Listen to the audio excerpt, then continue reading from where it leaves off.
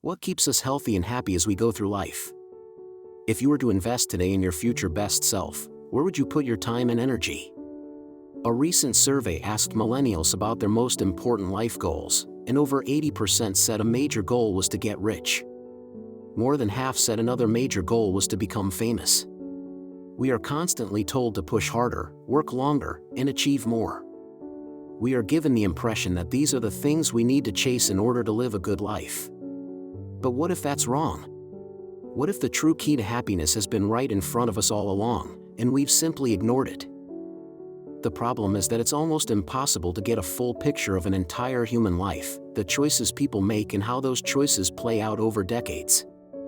Most of what we know about life comes from asking people to remember the past, and hindsight is far from perfect. We forget details, rewrite stories, and sometimes even create memories that never happened. So imagine this instead. What if we could watch entire lives unfold in real time? What if we could study people from the time they were teenagers all the way into old age, and finally discover what truly keeps people happy and healthy? That's exactly what researchers at Harvard set out to do. In 1938, the Harvard study of adult development began. It's believed to be the longest-running study of adult life ever conducted. For over 75 years, researchers have tracked the lives of 75 men, year after year, asking about their work, their home lives, and their health, never knowing how their stories would end. Most studies like this fall apart after a decade because people drop out, funding runs out, or the researchers move on. But through a combination of luck and persistence, and the dedication of several generations of scientists, this study has survived. Today, about 60 of the original 75 men are still alive, most of them in their 90s. The study now includes more than 2,000 of their children, continuing into a new generation. The current director, Dr. Robert Waldinger, is the fourth to lead it. Since 1938, the study has followed two very different groups of men. The first group were sophomores at Harvard College, young, educated, and privileged. They graduated during World War II, and most went off to serve in the war. The second group were boys from Boston's poorest neighborhoods, chosen specifically because they came from some of the city's most troubled and disadvantaged families. Many lived in tenements, some without hot or cold running water. When the study began, all of these teenagers were interviewed and given complete medical exams. Researchers visited their homes, talked to their parents, and documented every detail of their lives. These boys grew up to become factory workers, lawyers, doctors, bricklayers, even one president of the United States. Some developed alcoholism. A few developed schizophrenia. Some climbed the social ladder from the bottom all the way to the top, while others fell in the opposite direction. The founders of the study could never have imagined that, more than 7 decades later, it would still be going. Every 2 years, the research team calls up participants and asks if they can send them one more set of questions about their lives.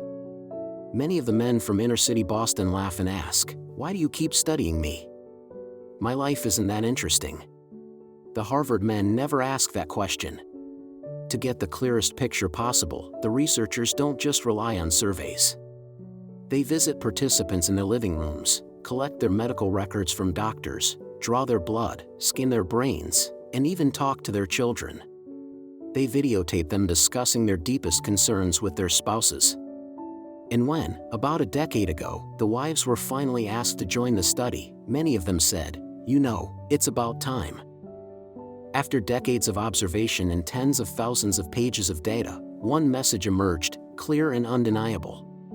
Good relationships keep us happier and healthier. Period. The lessons of this 75-year study are not about wealth, fame, or endless hard work. They're about relationships and the power they have to shape our lives. The first major lesson is that social connections are good for us, and loneliness kills. People who are more connected to family, friends, and community are happier, physically healthier, and live longer than those who are less connected. Meanwhile, people who are more isolated than they want to be are less happy. Their health declines earlier in midlife, their brain function fades sooner, and they live shorter lives. At any given time, more than 1 in 5 Americans report that they're lonely. And loneliness doesn't always mean being alone. You can be lonely in a crowd. You can even be lonely in a marriage. The second lesson is that it's not about how many friends you have or whether you're in a committed relationship, it's the quality of your close relationships that matters.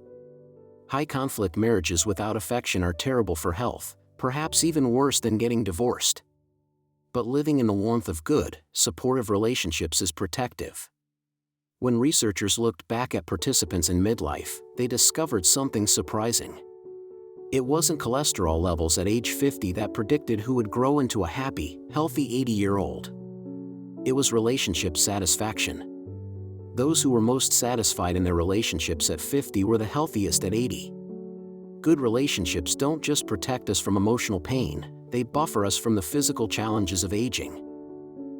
The third lesson is that good relationships protect not just our bodies but also our brains. People who are securely attached to others in their 80s, who truly feel they can count on someone, keep their minds sharper for longer. Those who feel they cannot rely on others experience earlier memory decline. And relationships don't have to be perfect all the time. Some couples bicker constantly, but as long as they feel they can depend on each other when it matters most, those arguments don't harm their memories or health. The wisdom of this is as old as time. The good life is built with good relationships. Yet it's so easy to forget. Why? Because we're human. We want a quick fix, something simple that can make life better instantly. But relationships are messy. They take work, patience, and commitment. The happiest people in retirement weren't the wealthiest. They were the ones who had worked to replace their workmates with playmates. Just like today's young adults chasing wealth and recognition, many of the men in this study started with the same dreams. But after 75 years, the evidence is undeniable. The people who fared the best were those who leaned into relationships, with family, with friends, and with community. So what about you? Whether you're 25, 40, or 60, what would leaning into relationships look like in your life? Maybe it's replacing screen time with people time. Maybe it's reviving a stale friendship with something new, a walk, a dinner, a conversation. Or maybe it's reaching out to that family member you haven't spoken to in years, because those grudges and silences take a toll, and time is shorter than we think. Mark Twain once wrote, "There isn't time, so brief is life, for bickerings, apologies, heartburnings, callings to account. There's only time for loving, and but an instant, so to speak, for that." After 75 years of research, the conclusion is simple and timeless: the good life is built with good relationships.